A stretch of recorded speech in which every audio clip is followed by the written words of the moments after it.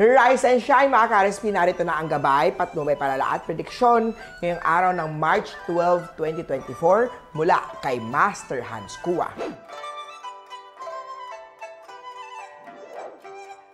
Para sa mga pinanganak ng Year of the Rat, suyuin si partner. Lambingin ito, wag nang sabayan ang galit niya. Mas maigi na ikaw mahinahon kapag nakakausap siya.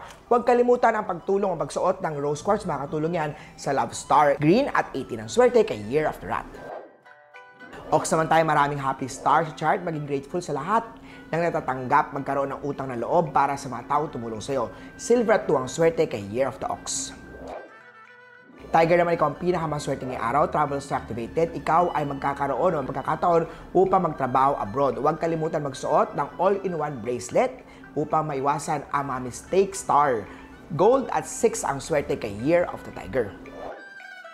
Rabbit naman tayo, mistake star ay activated ngayon. Iwasan ang masamang bisyo kung ayaw magsisi sa huli.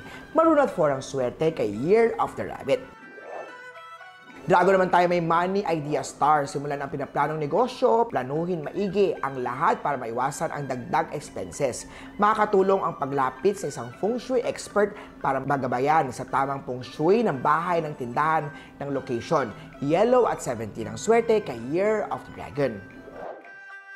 Sa Year of the Snake naman tayo, may love star. Siya ang dati mong kaklase na may matagal nang palang pailihim na pagtingin sa'yo.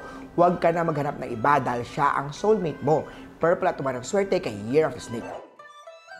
Sa mga pinanganak ng Year of the Horse, career promotion star ay nasa chart ngayong araw. Pagpatuloy lang ang pagiging masipag at maabilidad sa trabaho. Huwag kalimutan magpasalamat at huwag maging mayabang. Be thankful sa lahat ng blessing dahil may happy star ngayong araw. Blue at 3 ang swerte kay Year of the Horse.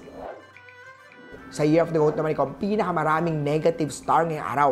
May masamang balita na sasabihin sa iyo ang isang kamag-anak na posibleng kalungkot.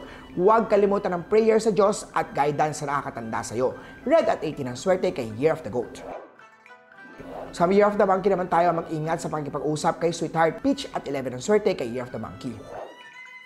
Sa Rooster naman, huwag sayangin ang mga araw na walang ginagawa. Ang pagiging tamad ay pagsisihan mo rin. Posibleng matambakan na mga gawain. Posibleng walang output, kaya kilos na.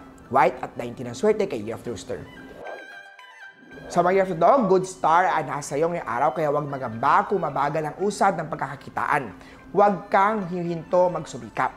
Kahit maliit man ang hakbang na yan, ang importante gumagalaw ka, kumilos papunta sa pangarap na resulta.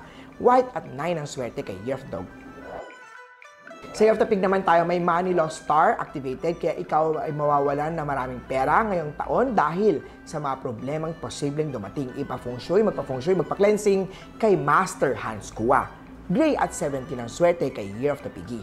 Huli po, ito po yung mga gabay, patnubay, palala at prediksyon lamang ni Master Hans. Nasa inyo mga kamay, nasa lalay ang inyong tagumpay, kaya always be positive at i-claim ang mga swerte mga ka-RSP.